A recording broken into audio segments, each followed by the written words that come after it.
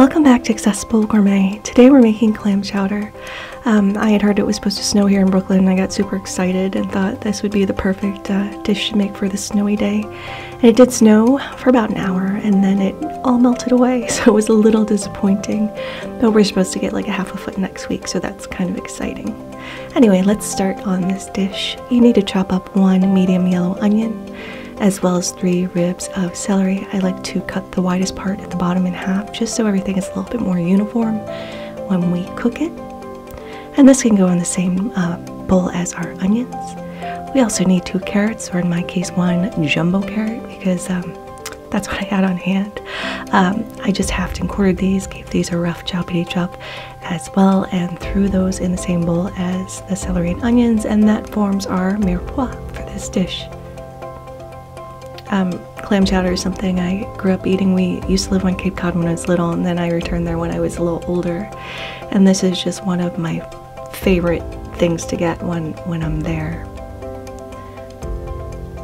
Okay, so toss these in our bowl, and we're going to set this aside and roughly chop up 3 cloves of garlic and put this in a smaller bowl because it's going to go in a little later. We don't want to put it in with the main vegetables because it'll burn, and there's nothing worse than burnt garlic. We're also going to need 2 potatoes. I have Yukon Golds here. I do prefer russets for this dish, but I didn't have any on hand. We're just going to cube these up, and you can choose to leave the skin on if you prefer that. I did end up taking the skin off of these. But these are also going to go in a separate bowl because they're going to go in when the garlic goes in. I could have probably put the garlic and the potatoes in the same bowl. Regardless, we also need 3 3.6 ounce cans of clams, and we need to reserve the juice for this. So we're gonna drain the juice into a measuring cup and put the clams in a separate bowl because these literally take a minute to heat through. You don't want to overcook clams because they get too rubbery.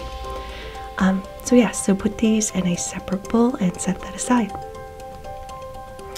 Then in Dutch oven or any heavy bottom pot that you have, we are going to cook off 5 slices of bacon. If you're pescatarian, you can skip this step and just use butter and olive oil if you prefer. But I like to garnish my clam chowder with bacon, so I'm cooking it in bacon. So once your bacon is done, we're going to remove it and put it on a paper-lined towel and drain all but 2 tablespoons of the bacon fat because that's what we're going to cook our vegetables in. So add in our vegetables, and we're going to season it with a tiny bit of salt and pepper.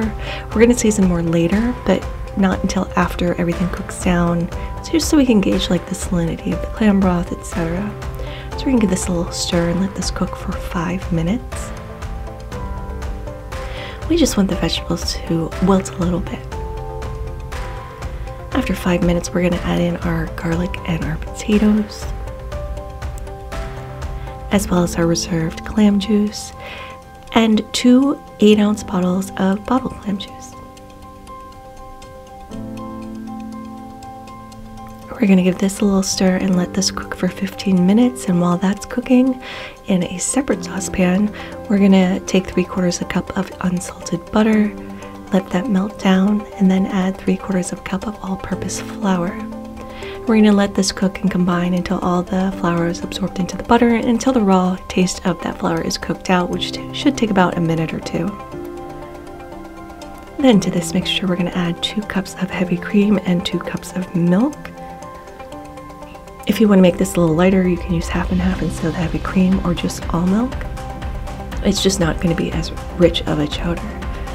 Once that's all nicely combined, we're going to add this to the rest of our ingredients, and we're going to let this simmer for 10 minutes. We don't want this to boil, so just make sure that you adjust your heat. If you notice this starting to bubble, you want it at a low simmer. So we want to cook this for 10 minutes or until the potatoes are cooked through and your veggies are tender. Once that's accomplished, we're going to add our reserved clams as well as 1.5 tablespoons of red wine vinegar. If you're not adding acid to your soups and your stews, I really encourage you to do so because it adds so much flavor.